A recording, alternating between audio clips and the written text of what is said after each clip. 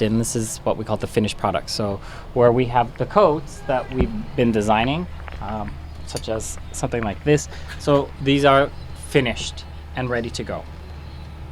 So typically if you go to the Bay or Holt Renfrew, any to the Fur salons, this is what you will technically see as finished garments and goods. This is the finishing and the pattern making room. So as you can see, this is George. George Hi. is the official, are you the owner still? I don't know, or is Angelo?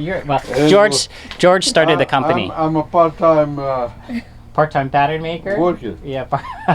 George is he founded the company 43 years ago. And now his son has taken over the business. So he still comes in once a week, and this is where the process starts. So we take the designs, and as you can see, George is actually making a pattern for one of the designs that we've come up for our client. Keep moving through.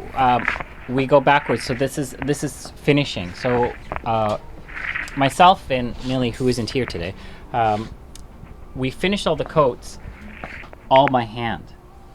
So all of the snaps, all the hooks, the keskas, any of the fusings, they're all put in by hand. And all the lining, as you can see, is all sewn in by hand.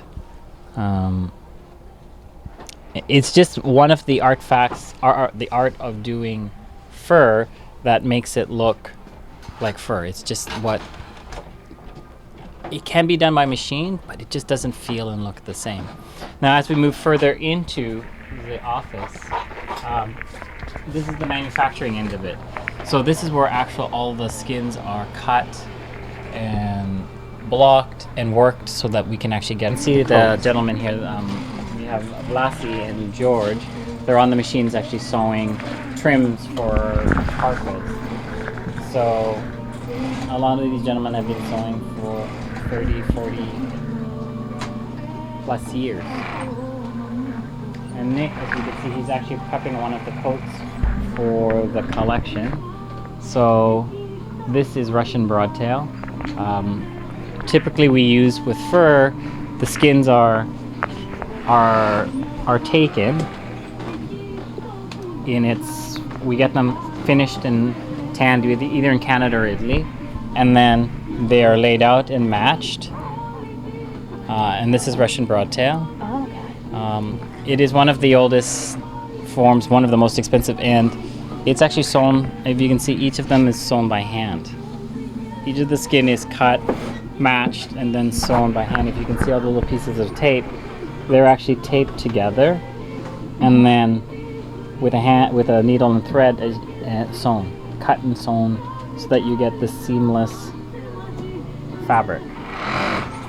Chris is responsible for all the blocking that takes place here. So once the skins have been matched, damaged out, and then sewn back together, they're given to Chris, where he then wets them with either water or alcohol, and then it's a technique where we call it stretching. So we stretch the hide to the shape or the size or length that we need it at, and then they are stapled onto this board. And this right now that you're seeing is for coyote. And what happens is they are stapled down, and then when they're wet, they're pulled to the length that we need them, and then set to the width that we want, and then stapled all the way down, and then left to dry. All in all, it's a fairly hands-on, labor-intensive process. And if properly done, it should take about almost a week and a half, 2 weeks for one coat.